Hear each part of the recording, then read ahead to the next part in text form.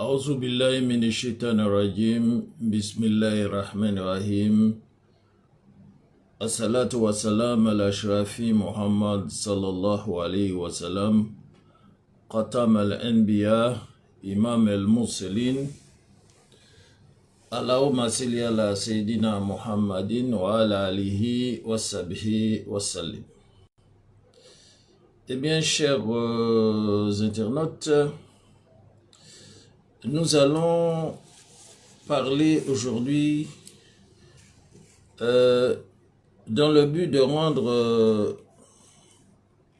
un vibrant hommage à certains penseurs que je vais citer là. C'est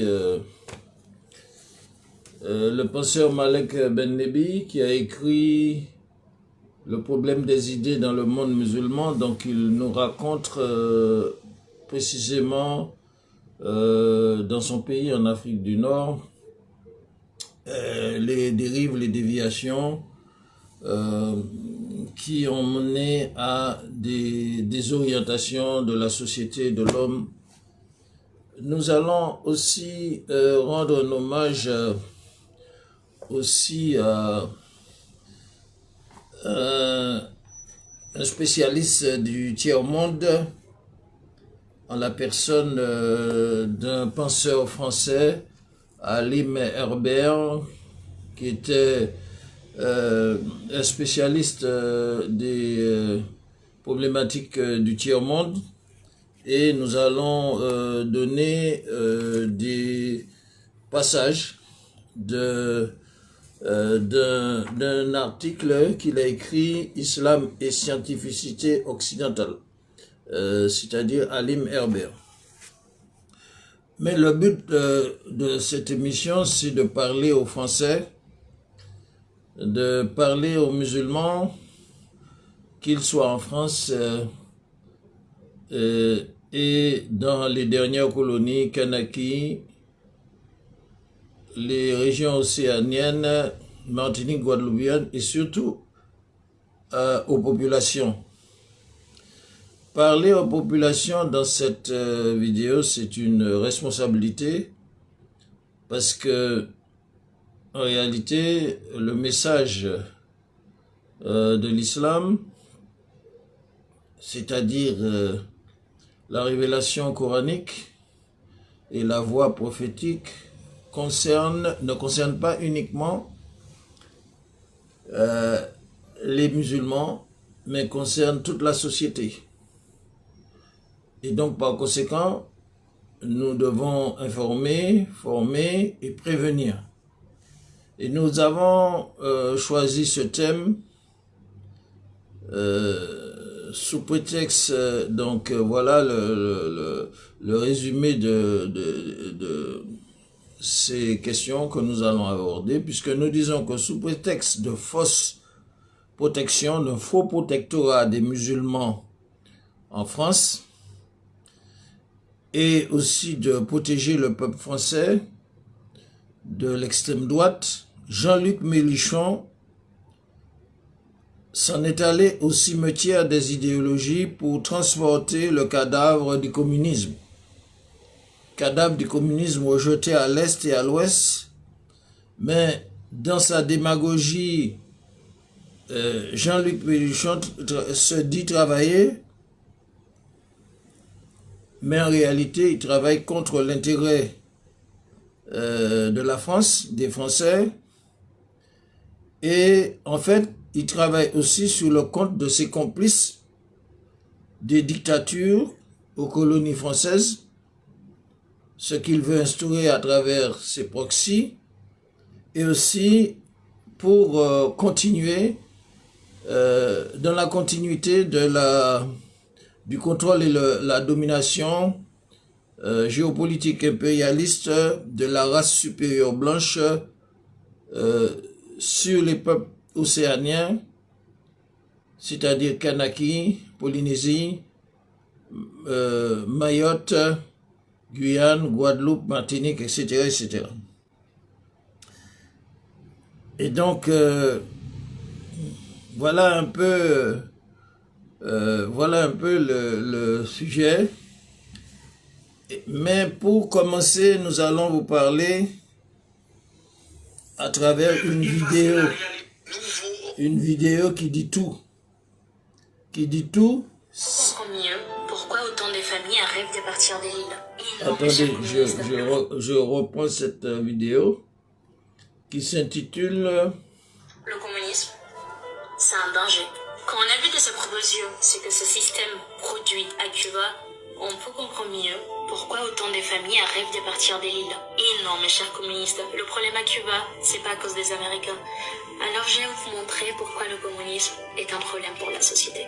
Le premier problème du communisme, c'est qu'il repose sur une vision erronée de la nature humaine. Parce que l'être humain n'est pas une machine programmée pour être exactement égal à l'autre. Nous avons des ambitions, nous voulons progresser. Ensuite, nous voulons aussi être reconnus pour nos efforts. Construire quelque chose de mieux pour nous et pour notre famille. Lorsqu'un système cherche à supprimer artificiellement les récompenses liées au mérite et aux efforts individuels, la motivation disparaît tout de suite, la productivité chute et l'innovation ralentit. Et peu à peu, on commence à punir davantage ceux qui produisent davantage au lieu de les encourager. Mais ce n'est pas tout. Le communisme se présente souvent comme une idéologie moralement supérieure. Il divise le monde entre les bons et les méchants, entre le peuple et les riches, représentés souvent comme les responsables de tous nos problèmes.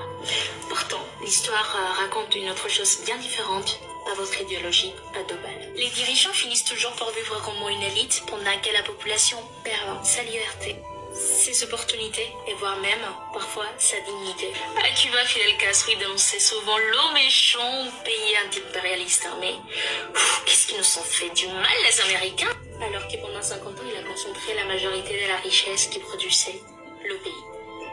Mais même si je suis cubaine, même si j'ai vécu beaucoup d'années à Cuba, même si ma famille vient de là-bas et ma famille reste toujours là-bas, ils vont me dire que non, c'est à cause de l'embargo. Fidel Castro n'a rien à voir avec ça. Pareil pour le Venezuela, Hugo Chavez, il a promis la justice sociale dans un des pays les plus riches en pétrole au monde. Mais il a donné quoi? Cuba et Venezuela ont quelque chose en commun. Et à chaque fois que ce système échoue, l'explication est toujours la même. Ce n'est jamais sa faute, hein. Attention, c'est la faute des sanctions, la faute des Américains, de l'embargo et du contexte. Mais il existe une règle simple. Lorsqu'un même modèle produit encore et encore les mêmes résultats, ce n'est plus une coïncidence. Les idées ne se jugent pas à leurs promesses, se jugent à leurs conséquences. Le communisme laisse à chaque fois derrière lui les mêmes problèmes. Pauvreté, exode et la répression à chaque fois où il est appliqué. Alors, il faut avoir le courage de se poser la question. Et si le problème c'était pas son application, mais l'idée en elle-même. Oui, eh bien, chers internautes, chers éditeurs, je vous ai présenté une vidéo très parlante d'une Cubaine qui vit à Paris et qui parle de son pays Cuba et qui parle du communisme en tant que danger. Donc c'est à partir de cette approche que nous allons parler du travail démagogique de Jean-Luc Mélenchon en France. Parce que Jean-Luc Mélenchon, sous le prétexte d'exercer un faux protectorat sur les musulmans, pour les musulmans et pour protéger soi-disant le peuple de France de l'extrême droite, donc Mélenchon se dirige au cimetière des idéologies et il est en train de transporter le cadavre du communisme qui est rejeté tant dans les pays de l'Est que de l'Ouest. Et donc, en ce qui nous concerne en Amérique latine et dans les régions océaniques et insulaires, c'est-à-dire la Kanaki, Mayotte, la Polynésie, la Guyane, la Guadeloupe, la Martinique, qui sont des régions à expulser, des territoires à expulser l'occupation, eh bien, et aussi à se créer un marché commun économique et commercial pour se débarrasser de la tutelle de la race supérieure blanche franco-européenne et de, comment dire, ce qu'ils appellent ça, le colonialisme collectif de l'Union européenne. Alors, pour contrecarrer ça, eh bien, le système nous a envoyé un Mélenchon protecteur des musulmans, soi-disant protecteur des musulmans en France, et qui est au cimetière des idéologies pour nous transporter le cadavre des idéologies et le cadavre du communisme. Et donc, Mélenchon veut placer ses complices, ses comparses, en Nouvelle-Calédonie, à Mayotte, en Polynésie, en Guyane, en Guadeloupe et en Martinique pour la continuité territoriale de la domination de la race supérieure blanche à partir de cette démagogie. Et donc, nous allons en tant que science politique Bocaille, science politique Bocaille, anti-Guyane, colonie et colonie insulaire, et c'est pour une déconstruction coloniale, déconstruire le colonialisme communiste. Nous allons tenter de déconstruire le colonialisme communiste, de même que le colonialisme capitaliste, à partir des savants dont nous avons parlé. Bon, en grosso modo, cette émission s'inspire un peu de ce livre-là, de Malek Ben Nebi, c'est un penseur algérien, le problème des idées dans le monde musulman. Mais nous allons faire un coup de chapeau à d'autres savants qui en ont parlé. Et notamment, nous avons une revue là, l'islam et le communisme. L'islam et le communisme est édité par l'Association des étudiants islamiques de France. Numéro spécial, donc c'était 23 rue Broyer-Barré, Paris 14e. Et donc là où nous avons été formés aussi dans les cours du professeur Amidola. Mohamed Amidola, c'est un grand érudit, Rahimullah, que son âme repose au paix, que Dieu le félicite dans son paradis. Mais en fait, il y a un autre savant que nous allons vous présenter aussi. C'est un savant irakien qui a parlé des thématiques que nous allons aussi développer. Il a parlé du socialisme et du communisme. Il a parlé de la déviation du processus communiste. Il a parlé aussi des reproches faits au communisme par rapport à la vidéo. Vous avez vu la déclaration de la Cubaine, réfugiée en France. Et ce savant s'appelle Bakr al-Sadr. Bakr al-Sadr, c'est un Irakien.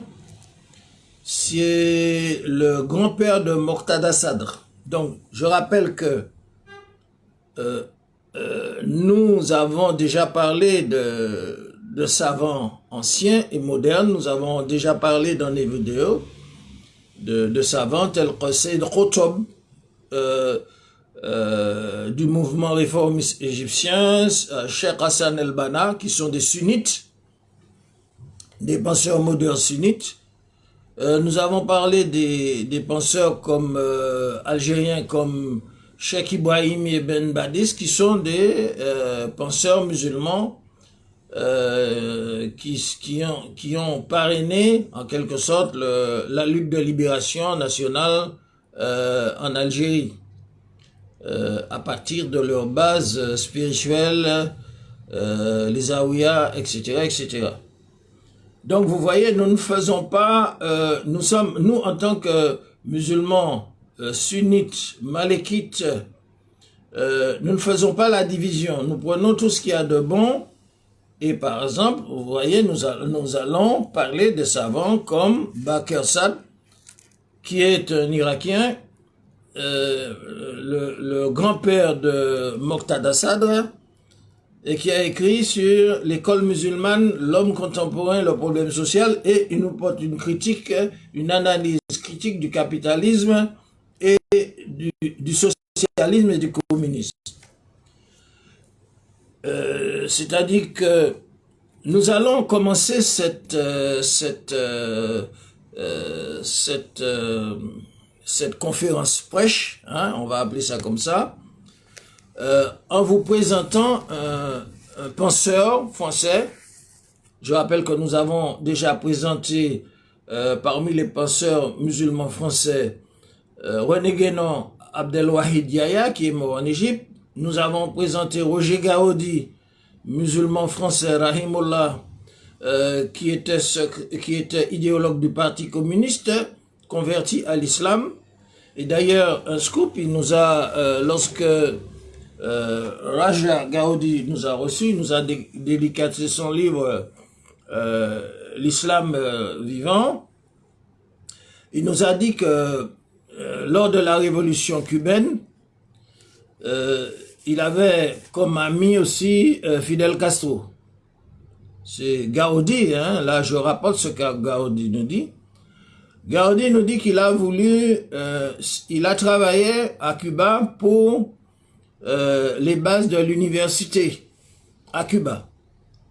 Mais il nous dit que c'est un traître français à travers Régis Debray qui a comploté pour que Guevara soit condamné à mort en Bolivie et qui a été sorti de prison par la franc-maçonnerie occidentale, qui a trahi Che Guevara. Et donc c'est Roger Gaudi, je parle rahimullah, qu'il nous entend là-haut dans son paradis. Roger Gaudi nous a dit qu'il a donné à Fidel Castro le plan pour l'université à Cuba, et c'est un traître français dont j'ai parlé, Régis Debray, de la franc-maçonnerie, qui a détruit son travail et qui a plongé Cuba dans la désorientation universitaire. Donc vous voyez, je tiens ce scoop de Roger Gaudi parce que je vous ai déjà montré le livre dans lequel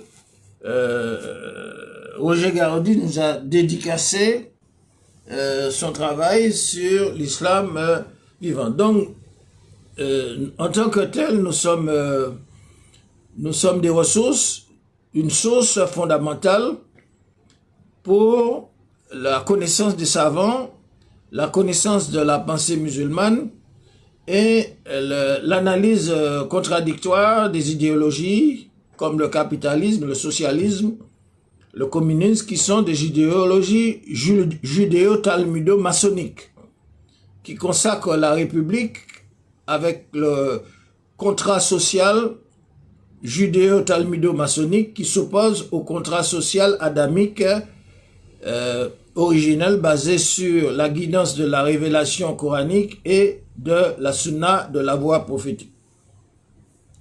Donc, nous allons vous présenter dans Al-Muntaqa. Al-Muntaqa, ça s'appelle Courrier de l'Islam, Centre d'études et de documentation islamique. Al-Muntaqa, Courrier de l'Islam, revue traditionnelle. Dans cette revue, eh bien, pas mal d'intellectuels, de savants musulmans ont écrit beaucoup de choses, hein.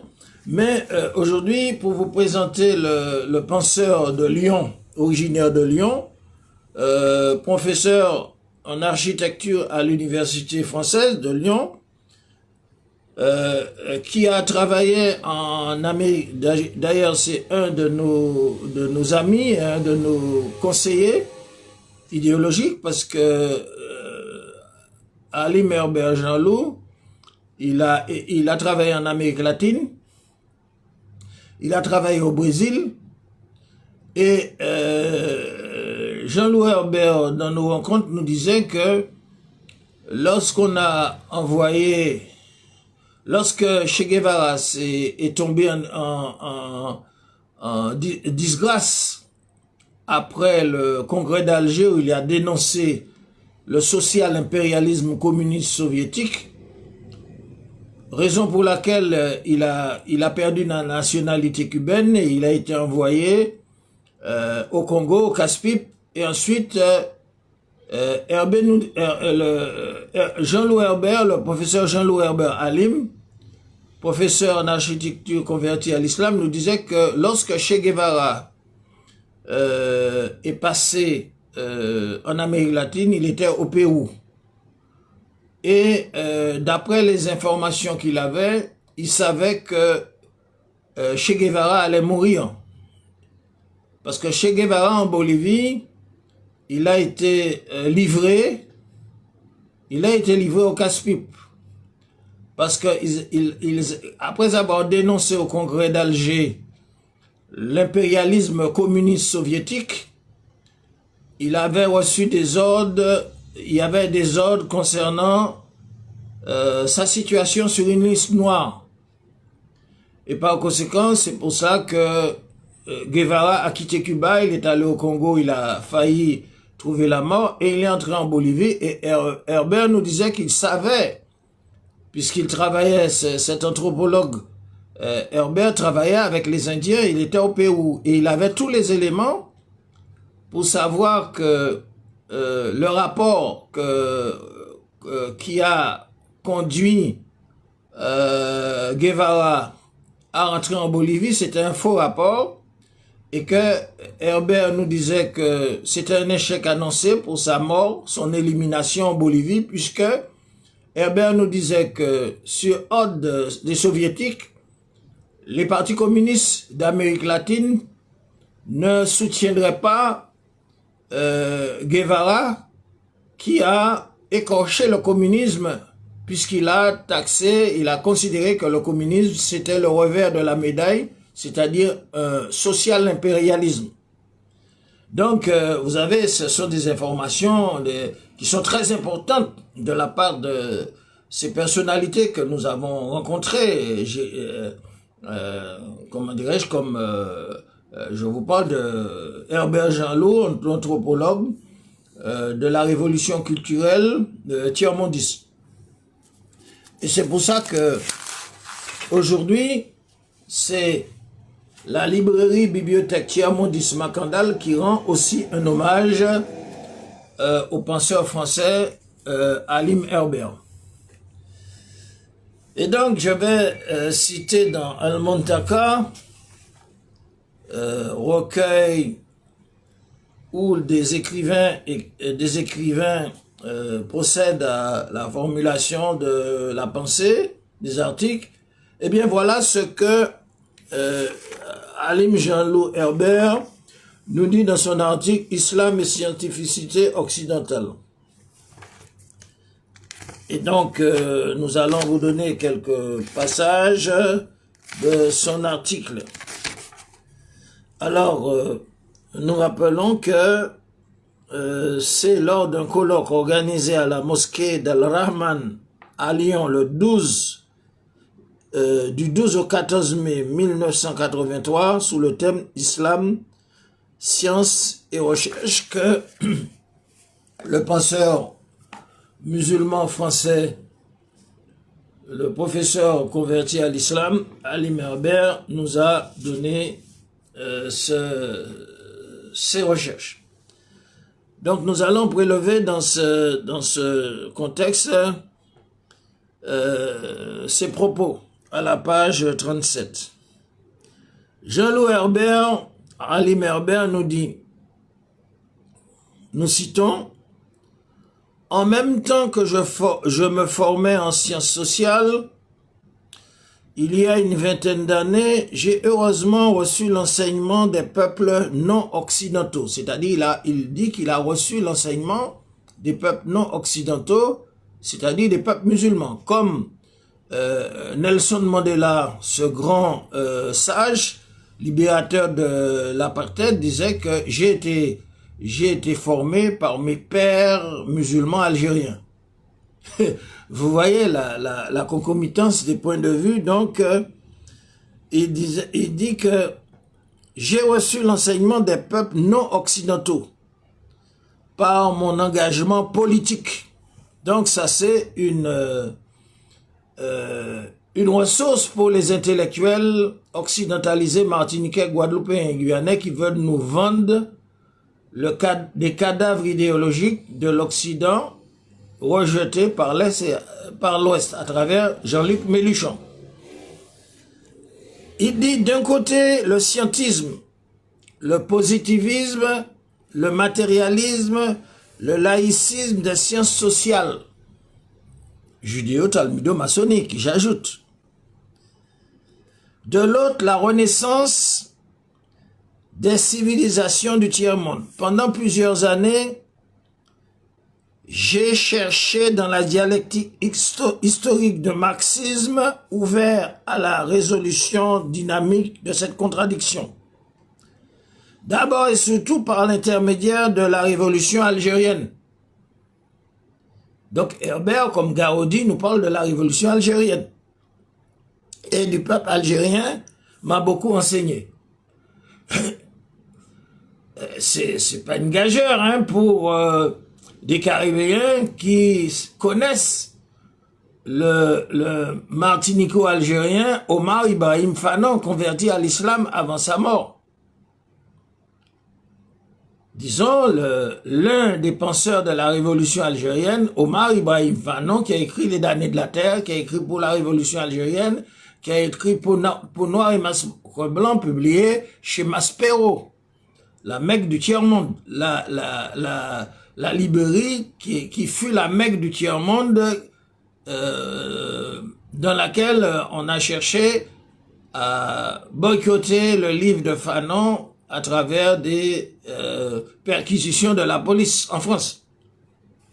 Alors, je poursuis. Herbert nous dit, ensuite, j'ai eu la chance de travailler pendant 5 ans en Amérique centrale. Vous voyez, comme je vous disais, lorsque Che Guevara a quitté le Congo pour entrer clandestinement en Bolivie, Herbert avait des informations puisqu'il travaillait en Amérique centrale, au Pérou, où j'ai pu recevoir l'enseignement du peuple indien de l'Amérique centrale, en particulier de la civilisation maya.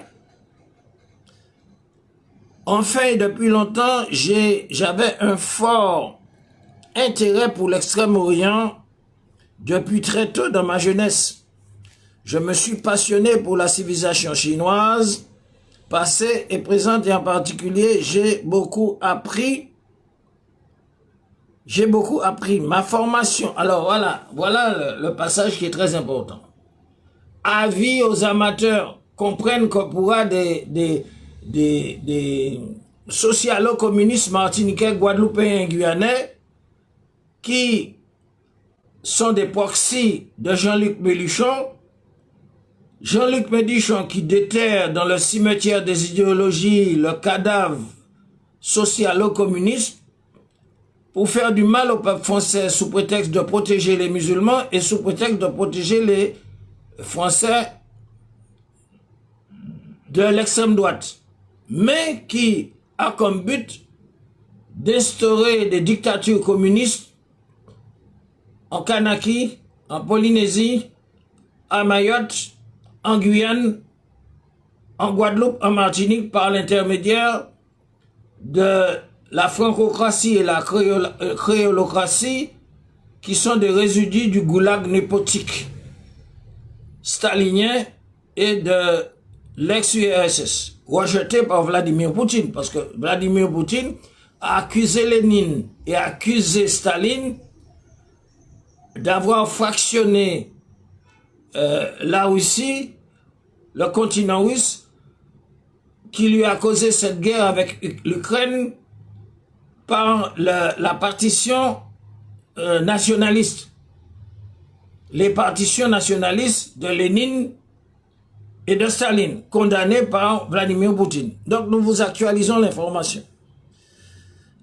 Donc il dit, ma formation en sciences sociales, c'est ce qui est important, m'a laissé une profonde insatisfaction d'une part, parce qu'elle était une formation profondément laïque, en ce sens que le fait religieux serait-ce que comme une dimension culturelle de la civilisation était systématiquement exclue et ignorée de l'université française. C'est pour cela que notre pays indépendant, Martinique, Guadeloupe, Guyane, va détruire l'université française pour créer un type d'université pour, comment dirais-je, pour privilégier la culture de gouvernement, la culture de domesticité des universités françaises et américaines, pour former des élites capables de prendre leurs responsabilités par rapport à se distancier de la géopolitique, du colonialisme et de l'impérialisme collectif de l'Union européenne, pour pouvoir créer dans nos espaces océaniens notre propre marché commun, pour être indépendant économiquement et souverain par rapport au projet d'intégration du colonialisme collectif de l'Union européenne dans la géopolitique de l'Hexagone et de l'Europe. Il dit que ce qui, d'un point de vue scientifique, est un véritable scandale, puisque le fait religieux, nous dit l'anthropologue, le sociologue, marque à l'évidence toute l'histoire des civilisations.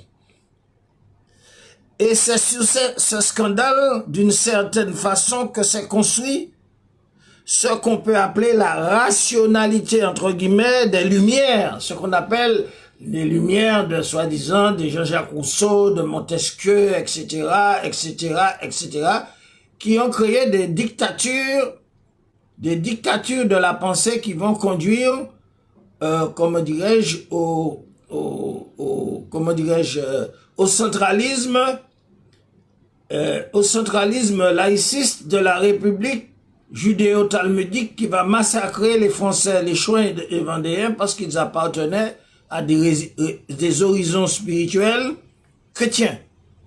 Donc, et c'est cette idéologie d'expansion et d'envahissement qui va générer la ruée vers les terres étrangères, parce que les penseurs jacobins, les penseurs, comment dirais-je, jacobins, judéo-talmudiques pensaient qu'il fallait des invasions étrangères pour faire progresser l'idéologie expansionniste qui va créer le napoléonisme, qui va créer le mussolinisme et qui va inspirer Hitler dans son délire suprémaciste de la race aryenne blanche pour uniformiser les peuples européens. Donc voilà ce qui sort des Lumières occidentales. Et il dit surtout l'exclusion du fait religieux. Vous voyez? Alors, il dit que là, nous avons noté encore un autre passage. Il dit que on remarque déjà dès sa racine une extraordinaire faiblesse de la science occidentale. Donc il relativise la science occidentale que les intellectuels occidentalisés, martiniquais, guadeloupéens, guyanais, francocrates et créolocrates considèrent comme un acte de foi. La science occidentale qui vraiment naît et va se développer pendant 4 siècles sur un refus, ce qui est une démarche très peu scientifique, alors qu'il parle de, comment dirais-je, de matérialisme scientifique. Et Herbert vous dit que c'est très peu scientifique. Un refus profond de ce qui est la vie de l'humanité. Comme vous disiez au début, la cubaine réfugiée en France sur le danger du communisme. Depuis que l'on a connaissance de son histoire jusqu'à aujourd'hui. Je n'ai jamais accepté personnellement lors de mes études cette exclusion, cette négation à la fois bête et aveugle des universités françaises et européennes. C'est pour ça que nous devons détruire les universités françaises et européennes pour réaliser notre souveraineté, pour privilégier une culture de gouvernement pour nos étudiants, nos cadres, nos diplomates, et pour relativiser comment dirais-je, la culture de domesticité, de servitude administrative, gestionnelle politique et gestionnelle administrative des, comment dirais-je, des francocrates et des créolocrates en Martinique, en Guadeloupe, en Guyane. À la fois bête et aveugle des universités françaises et européennes en général par rapport aux faits religieux. En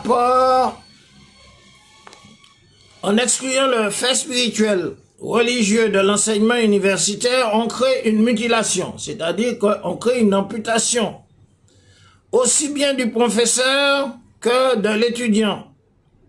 Le fait d'être contraint de respecter la laïcité, parce que c'est une très forte contrainte, une terrible contrainte en tant que professeur me donne souvent l'impression d'une grave mutilation. Il n'est pas possible humainement de vivre cette mutilation dans ce vide. L'Occident a inventé une grande nébuleuse de connaissances que justement on appelle les sciences sociales et humaines, comme les idéologies communistes, le marxisme, le socialisme, l'écologie, le kémitisme, le trotskisme, etc. Et puis le darwinisme, le communisme, etc. Les sciences sociales et humaines sont ont pour rôle en Occident de remplir le vide spirituel sur lequel justement est fondée la scientificité entre guillemets occidentale. J'ai vécu pendant 10 ans dans cette espèce de mirage, cette illusion de la prolifération des sciences sociales qui ne mène qu'à la parcellisation et à cette atomisation des connaissances. Comprennent que pour avis aux amateurs des francocrates et créolocrates, guadeloupéens, martiniquais et guyanais qui veulent nous imposer à travers leur soi-disant pseudo-indépendantisme la dictature népotique, la dictature du goulag népotique. Et donc, la parcellisation à cette atomisation des connaissances. Essayant de reconstituer le fait humain, les sciences sociales humaines nées sur une mutilation de la laïcité ne font en fait qu'accroître le déchirement. Le fait humain devient un morceau, soit économique, soit linguistique. Aujourd'hui, très à la mode, ou même devient un morceau d'inconscient, la psychanalyse. Alors, je vais terminer sur cette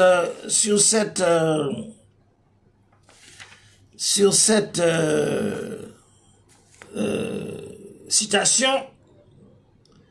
C'est difficile de dire en langue française, car ce que je suis en train de dire, ça doit être plus facile à dire en langue arabe. J'ai l'impression, ou d'ailleurs dans d'autres langues, parce que effectivement les langues occidentales ont beaucoup de mal à indiquer l'unité dans la contradiction. Les langues ou la langue française des francocrates et des créolocrates, les futurs dictateurs, proxy de l'Occident, les langues ou la langue française en particulier, surtout la philosophie française et la scientificité française, fondées sur une rationalité très cartésienne, Descartes, a l'habitude de séparer, de diviser, d'identifier, mais très rarement de faire comprendre les liens, les relations, les dynamiques d'intégration, les processus, les mouvements, les interdépendances, finalement la vie. Le cartésianisme, une idéologie qui a beaucoup marqué la scientificité occidentale, sur lequel, d'une certaine façon, vit encore la scientificité occidentale, est en fait l'expression de cette automatisation dont j'ai parlé au début.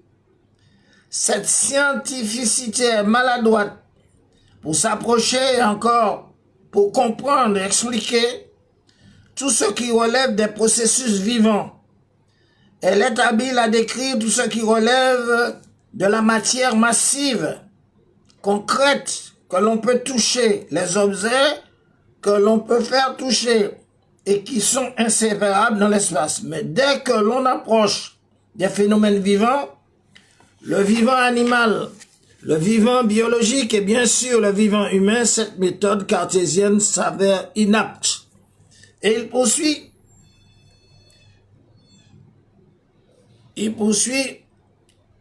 je pense que la rationalité scientifique occidentale constitue le noyau idéologique le plus dur.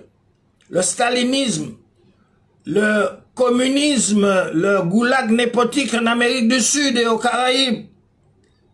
Je pense que la rationalité scientifique occidentale constitue le noyau idéologique le plus dur, le plus dangereux. Comme vous avez vu la vidéo de cette Cubaine réfugiée en France qui déclare le communisme est un danger, le plus dangereux de l'Occident, plus que l'impérialisme politique. Et Herbert poursuit l'impérialisme politique, c'est très grave, très important. Mais d'une façon, je crois que le ressort de cet impérialisme politique est dans cette rationalité scientifique et technologique qui, en profondeur, c'est-à-dire, si on prend un critère justement spirituel à la lumière de la spiritualité, la rationalité scientifique occidentale est au sens propre, et je pèse mon mot, est une démence. Démence du stalinisme, démence du léninisme et démence des systèmes socio-économiques du goulag népotique. Des goulags népotiques rejetés à l'est et à l'ouest que Mélenchon veut déterrer dans le cimetière des idéologies pour faire du mal à la France, pour faire du mal aux régions océaniennes, pour faire du mal à la Martinique, à la Guadeloupe et la Guyane, à travers ces sbires comme Francis Cawol, comme Bélé et comme ces ouailles de la créolocratie aux Antilles-Guyane. Il dit que, et si on prend un critère justement spirituel à la lumière de la spiritualité, la rationalité scientifique occidentale est au sens propre, je pèse mon mot, est une démence. Démence en ce sens, démence au sens qu'elle a complètement perdu la mesure. Mariage homosexuel, trafic des organes, l'espace, comment dirais-je, l'espace estén et la corruption à tous les niveaux que la société dite moderne et civilisée veut imposer au peuple non européen. Et donc, par conséquent, aussi bien la mesure, il dit, je pèse mon mot, est une démence, démence au sens qu'elle a perdu la mesure, aussi bien la mesure de notre place en tant que fait humain dans l'univers et la création, mais dans la mesure morale éthique, c'est-à-dire la modestie au sens du savoir se reconnaître comme activité limitée, particulière. Bien sûr, la science permet des découvertes, mais en même temps, elle nous ouvre à l'inconnu. Cet orgueil insensé de la science occidentale, depuis le XVIe siècle, depuis Descartes, qui est encore le fait de beaucoup de scientifiques aujourd'hui, cette prétention à faire croire que la science pourrait comprendre et expliquer absolument tout l'univers, et en particulier la création, c'est cela qui me semble être aujourd'hui la démence de la rationalité occidentale. Penser qu'une activité telle que la science n'a pas besoin d'être proportionnée à un fait de conscience ne peut que déclencher des forces irrationnelles et destructrices comme l'armada de la puissance mondiale américaine qui échoue devant le brave peuple persan qui, comment dirais-je, qui s'organise pour protéger son territoire, parce que la patrie et le territoire sont des noms divins.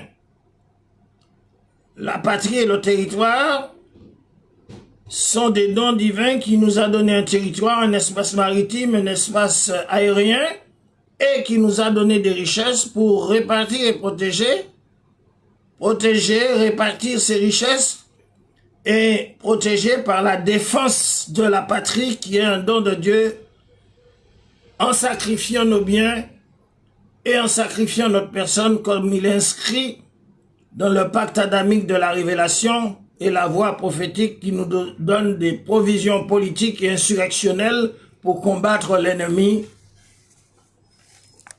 Donc voilà cette approche que nous donnons de cette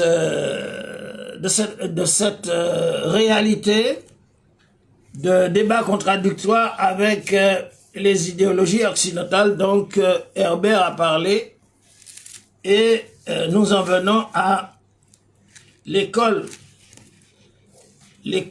innovante, l'école fondamentale qui prend ses sources dans la révélation divine et la voie prophétique. Et donc nous allons faire parler le savant irakien Mohamed Bakr Sad. Donc en tant que sunnite malékite, vous avez vu que nous citons des savants sunnites comme Cheikh Ibrahimi, Cheikh Ben Badis d'Algérie, des savants anciens, des savants modernes comme Cheikh Hassan el-Banna du mouvement réformiste égyptien et Said Qutb. Et nous citons là Mohamed Bakr Sad qui nous parle et qui nous instruit. Donc nous avons les éléments pour mener le combat contradictoire face aux socialo-communistes et capitalistes qui veulent nous imposer des dictatures capitalistes et des dictatures du goulag népotique. Mohamed Bakr Sad, le grand-père de Moqtada Sad, nous parle du socialisme et du communisme.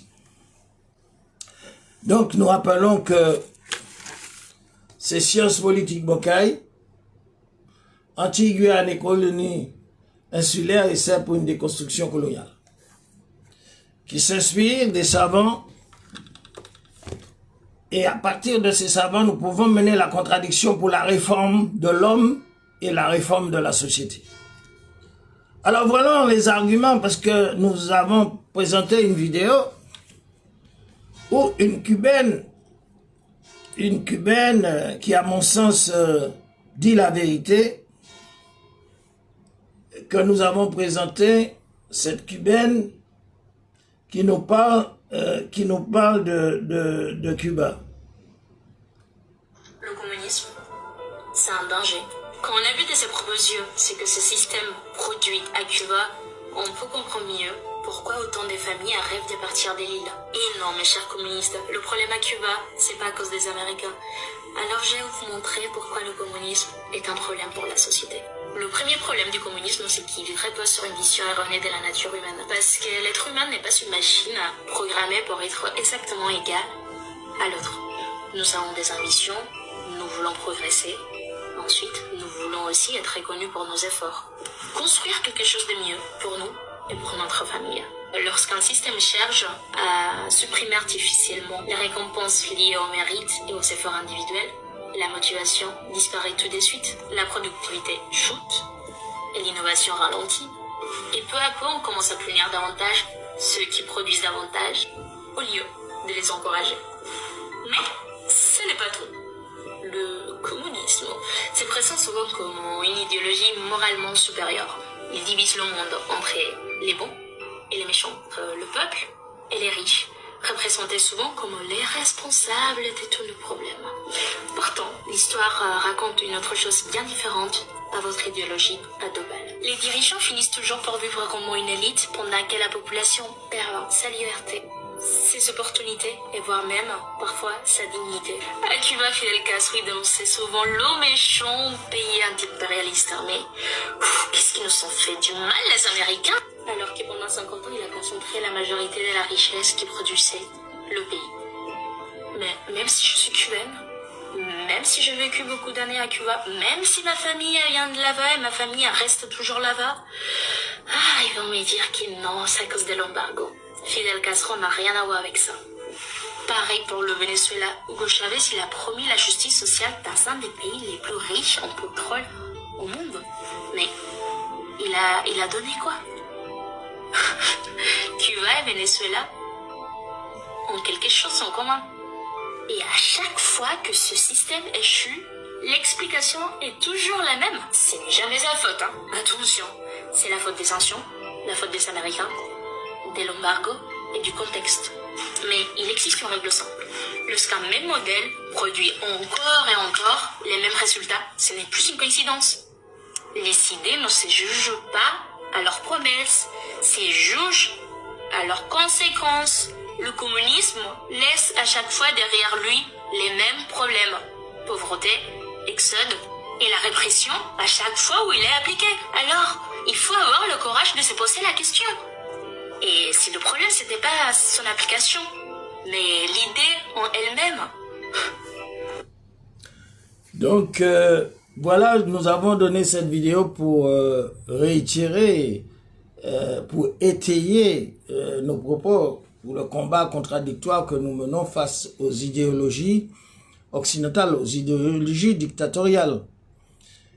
Et donc, il faut savoir que ceux qui veulent jouer aux apprentis sorciers, eh bien, ils vont révolter la Martinique. Parce que les Martiniquais, qu'ils soient jeunes ou vieux, n'accepteront jamais de Jean-Luc Mélenchon, de Francis Carole, de Bellé, d'Alfred Marie-Jeanne et de toute sa clique des créolocrates, la perte de leur pouvoir d'achat, la perte de leur niveau de vie, la perte de leur carte verte, étant donné que le marché commercial, le marché, on va dire le marché foncier est déjà remis à une clique d'oligarques d'origine ashkénaze et yiddishophone qui contrôlent 80% des terres, qui contrôlent l'import-export, qui contrôlent le foncier, qui contrôlent l'industrie, qui contrôlent tout, et donc qui est la colonne vertébrale du système.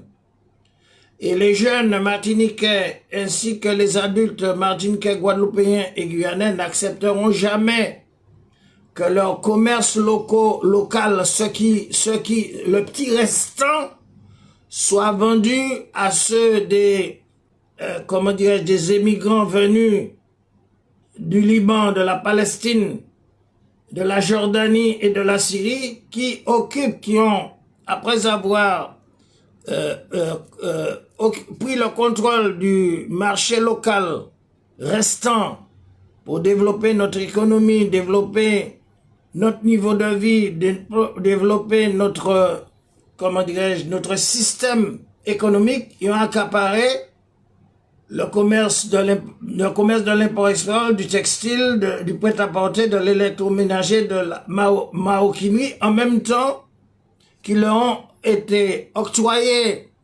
Ils se sont appropriés du dû de nos peuples en Martinique, en Guadeloupe, en Guyane. En plus, ils leur ont été donnés par la raison d'État le contrôle de la religion musulmane qui a fait que en 47 ans, de 1979 à 2026, nous devrions être en Martinique les natifs natals, en Guadeloupe les natifs natals, en Guyane les natifs natals, nous devrions être les dominants parce que nous serions, comment dirais-je, à la cadence de 100 conversions par an en Guadeloupe, en Martinique, en Guyane. Aujourd'hui, nous serions 4700 musulmans. Et donc 4700 musulmans renverseraient la domination coloniale, renverseraient la domination des lobbies syro-libanais et donneraient à la société martiniquaise, guadeloupéenne une autre orientation. C'est la raison pour laquelle, effectivement, la raison d'État a travaillé avec des proxys syro-libano-palestiniens qui ont les mêmes intérêts.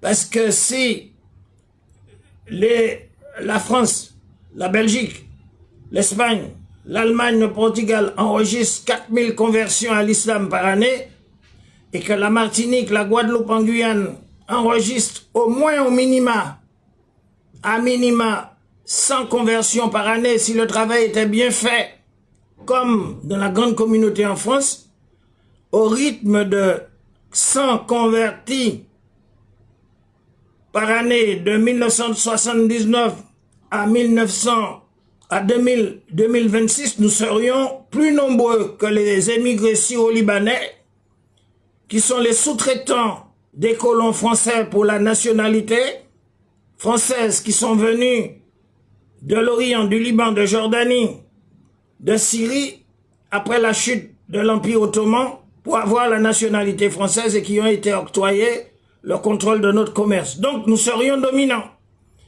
Et donc, quid à ces soi-disant convertis martiniquais, guadeloupéens, guyanais, qui ne protègent pas leur pays, parce que leur marché économique est aux mains des grandes minorités de domination juive, ashkénaze et yiddishophone, et que le marché restant a été livré contre l'intérêt de nos populations Martinique, Guadeloupe, Guyane, à des émigrés qui servent de proxy à l'occupation française pour l'obtention de la nationalité, pour l'obtention du contrôle de notre marché local et le contrôle de la religion musulmane. Donc, concernant la fraternité musulmane de ces gens-là, c'est Allah qui va vérifier s'ils sont musulmans ou pas le jour de Yawm al-Qiyamah. Mais comme dit le prophète et l'islam, ceux qui nous trompent ne sont pas des nôtres. Donc par conséquent, cette fraternité soi-disant des gens qui collaborent avec l'occupation contre l'intérêt de l'islam et qui ont œuvré pendant 47 ans pour que l'islam ne se développe pas par rapport à la population locale. L'islam n'est pas venu pour ceux qui sont déjà musulmans, maliens, syriens ou libanais. L'islam est venu en Martinique, en Guadeloupe pour la population. Et donc, par conséquent, ces gens, eh bien, il faut vérifier leur fraternité vis-à-vis de nous et que par conséquent, nous devons faire comprendre à notre peuple que si aujourd'hui notre santé dans le domaine de l'hospitalisation privée est aux mains d'étrangers, de personnes syro-libanaises, c'est-à-dire les cliniques privées, nous payons les anesthésistes à la cadence de 500 €, nous payons les médecins qui nous opèrent à raison de 2000 € non remboursables par la sécurité sociale, non remboursables par la mutuelle. Donc, nous sommes encore esclaves. Si nos terres sont occupées par les latifundis, si notre commerce local, notre petit commerce local est contrôlé par les Syro-Libanais, si notre santé en Martinique, en Guadeloupe, en Guyane dépend de ce protocole contractuel entre les minorités de domination étrangère, eh bien c'est la vie de notre population, de notre peuple qui est en danger, et par conséquent, on n'a pas besoin d'être musulman pour se réveiller. On n'a pas besoin d'être musulman pour se réveiller parce que tout esprit logique, raisonnable, s'interroge, fait appel à son discernement et raisonne. Et qui plus est de celui qui se dit musulman. Donc, par conséquent, ce qui se passe aujourd'hui, c'est à cause de cette réalité de domination des idéologies occidentales et de leur proxy francocrate et créolocrate. Donc, le danger, c'est l'occupation de nos terres, l'occupation de la santé, l'occupation de notre avenir et l'occupation du devenir de notre pays par ceux qui veulent nous transformer en étrangers sur nos territoires, sur nos patries qui sont un don de Dieu, un don d'Allah subhanahu wa ta'ala qui nous a donné une terre à défendre, une terre à développer, un espace territorial, un espace maritime, un espace aérien et des richesses à distribuer, mais qui sont aux mains de deux minorités de domination en Guadeloupe en Martinique et en Guyane. On n'a pas besoin d'être musulman pour faire ce constat, et c'est la raison pour laquelle la voix des musulmans ne doit pas rester dans le carcan des temples. Et en réalité, depuis 47 ans, de 1979 à 2026, eh bien, la raison d'État et ses proxys dont nous avons cité, y compris les tenants de l'idéologie athée, ils ont comploté. Ils ont comploté pour que la religion ne se développe pas, qu'il n'y ait pas l'attrait de l'islam dans la population pour conserver leur pouvoir. Parce que les conséquences en sont que, dans la mesure où il y a 4000 conversions à l'islam dans chaque pays européen, cela inquiète la franc-maçonnerie, cela inquiète la raison d'État, cela inquiète le système. Et donc ils ont œuvré que pour geler la religion musulmane en Martinique, en Guadeloupe, en Guyane, de sorte que s'il y avait chaque année, par un travail bien fait, la conversion de 100 Martiniquais, Guadeloupéens et Guyanais, nous dominerions notre pays, Martinique et Guadeloupe et Guyane, par la permission divine, et que par conséquent nous aurions les provisions par rapport à la révélation divine et la voie prophétique pour changer notre condition humaine, parce que nous, les Martiniquais, Guadeloupéens, Guyanais, que nous soyons musulmans ou pas, nous sommes des êtres humains et nous avons besoin d'une condition humaine décente et non humiliante. Et donc, par conséquent, c'est pour cela que nous avons engagé le débat contradictoire sur ces idéologies. Et donc, nous allons clôturer cette vidéo en vous disant que pour la prochaine fois, le prochain numéro, nous ferons appel aux travaux du penseur irakien Bakr Saad qui nous parle de l'école musulmane de l'homme contemporain et du problème social. Il nous parle du socialisme et du communisme, je donne les grands titres. Il nous parle aussi de la déviation du processus communiste, comme nous a donné en filigrane cette cubaine qui nous a parlé, le communisme est un danger. Bakr Saad nous donne les reproches faits au communisme, qui recoupe les informations de la vidéo de la cubaine. Et en fin de compte, nous avons tout l'arsenal et le matériel idéologique pour engager le débat avec les socialo-communistes et ceux qui veulent nous imposer des dictatures du goulag népotique pour porter la contradiction. Donc nous devons instruire nos peuples pour qu'ils ne soient pas victimes d'une dictature comme dans les Caraïbes, et c'est 60 ans après qu'on se réveille dans ces pays dominés par des milliardaires rouges qui, soi-disant, voulaient chasser le capitalisme, mais qui, en réalité, ils représentent ce qu'on appelle le social impérialisme. Eh bien, nous allons terminer cette vidéo par une fatiha en expliquant que il ne faut pas croire que la religion musulmane, c'est seulement le rituel. Comme le rituel qui se célèbre dans les temples protestants, adventistes, chrétiens, musulmans, dans les temples, comment dirais-je, adventistes, évangélistes. L'islam organise la vie dans toutes les sociétés humaines, là où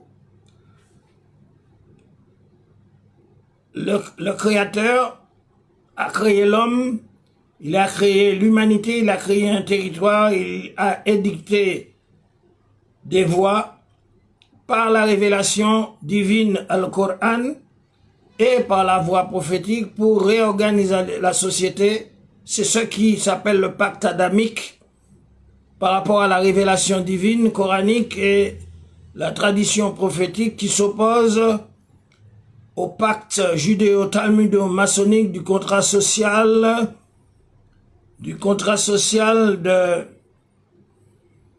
de Jean-Jacques Rousseau, de Montesquieu et de la République assassine qui veut imposer la dictature de la pensée par la laïcité, la démocratie et la corruption des mœurs. Eh bien, nous allons terminer par cette Fatiha, Bismillahirrahmanirrahim. Alhamdulillahi Rabbil Alamin, Ar-Rahman Rahim, Malik Yawmiddin, Iyaka na'budu wa iyaka nasta'in, Ihdina siratal mustaqim, siratal ladzina an'amta alayhim, ghayril maghdubi alayhim, waladhdallin. Amin.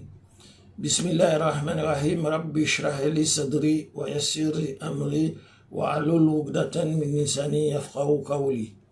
Allahumma salli ala Sayyidina Muhammadin al-Fatih lima uklika wal khatim lima sabaqa nasiril haqq bil haqq wal hadi ila siratikal mustaqima wa ala alihi wa ala qadri wa daril azim. Allahumma salli ala Sayyidina Muhammadin al-Fatih lima uklika wal khatim lima sabaqa nasiril haqq bil haqq wal hadi ila siratikal mustaqima wa ala alihi haqqa qadrihi wa miqdaril azim. Subhana rabbika rabbil izzati amma yasifun wassalamu alal mursalin walhamdulillahi rabbil alamin.